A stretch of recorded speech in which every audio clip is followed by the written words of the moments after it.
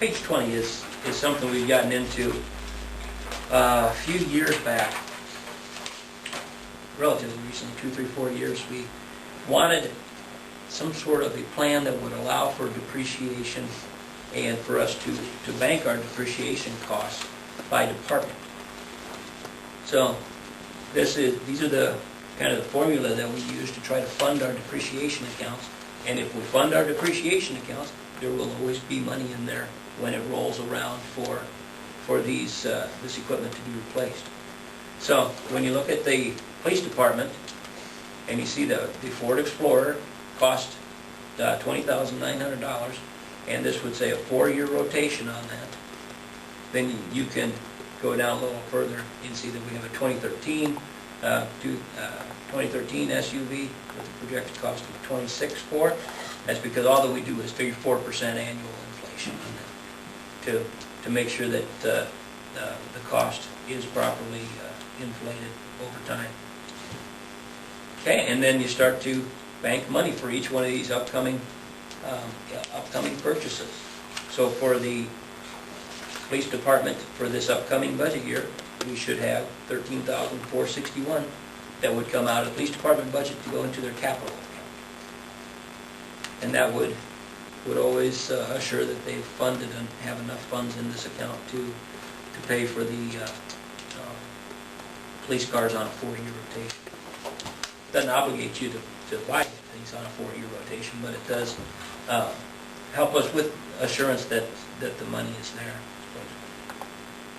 Right, and as we work our way through this, you'll see that we have a hell of a time budgeting enough depreciation money for especially public works. Next thing to point out, though, is in the Parks Department. And this has been 2 or 3 years ago when the council at the time had policy that said we would like to keep 2 good mowers. We have a third one, that four-wheel steer John Deere. But this would say that's not in the replacement plan. This says two mowers are in a replacement plan on an 8-year cycle. So every 8 years we're purchasing a new mower, and this does not say that we would replace that John Deere. Now, Ruth put in as #1 priority to replace that John Deere this year. So then it becomes a council decision about what you would like to do with it.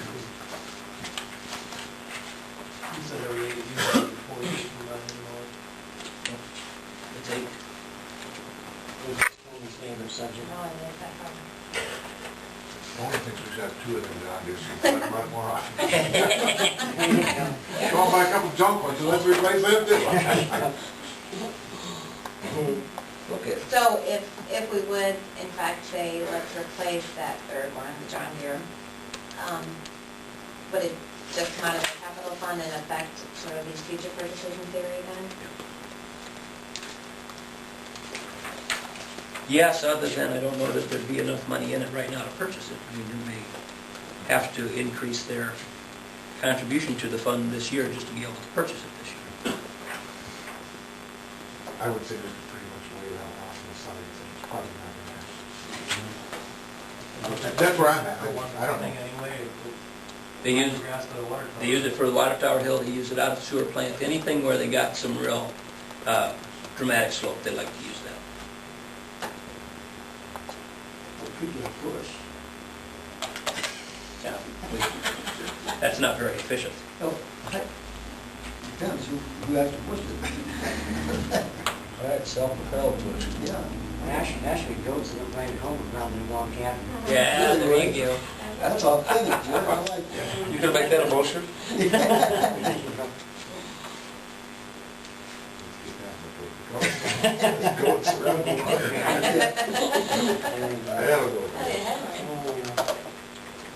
On Public Works, you see the items that are included in the rotation. One of the big ones always being that street sweeper.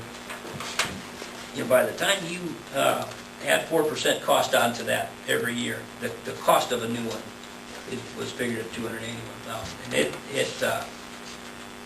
really affects the amount of depreciation that's supposed to be going into the account every year. But at 32,000 is what we would say is supposed to go into the account this year. And we will struggle to get there, because historically we would put maybe 10,000 from water and 10,000 from sewer into this account. Jack, how many hours would you say we put on a street sweeper a year? You know, Oh, I would say 50 to 100, depends. and basically use it mainly downtown, is that, or? Yeah, wherever, we could get around the lake, out by you guys, and that's as far as we go, is Lakewood.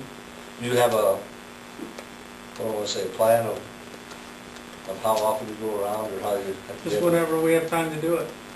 It's not a, we'd like to do it more, but you don't have enough time.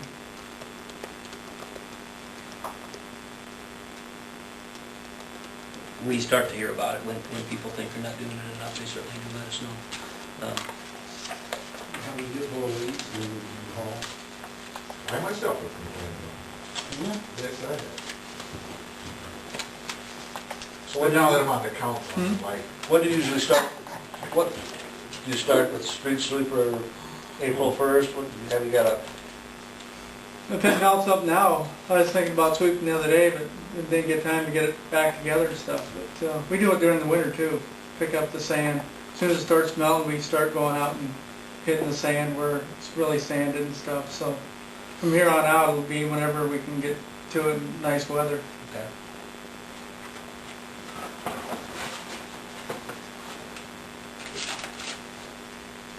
Is there much maintenance to these? I mean, It's, there's not too bad, but it's getting, I think ours is like 8 or 9 years old now. I think the same year as the boring machine was, but anyways, there's much electronics, you know, to make the air conditioner work. You have relays and everything else. We're having trouble with some relays and stuff, but other than that, it's been a good machine. So, you know, we're happy with it. But it was like 50,000, I think we priced when the sale just stopped. So, really went up in price.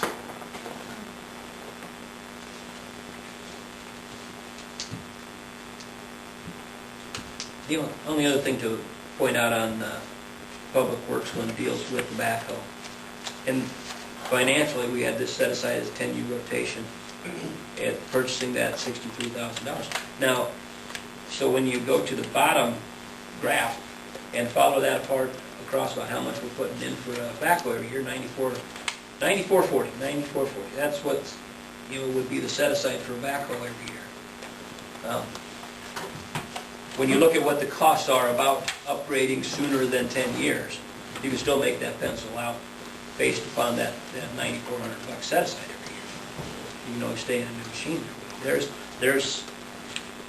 a lot of merit to thinking in those terms. Jack had this case and had a full machine 5-year warranty on it, so we know that our maintenance costs are nothing, and we're getting to the end of that.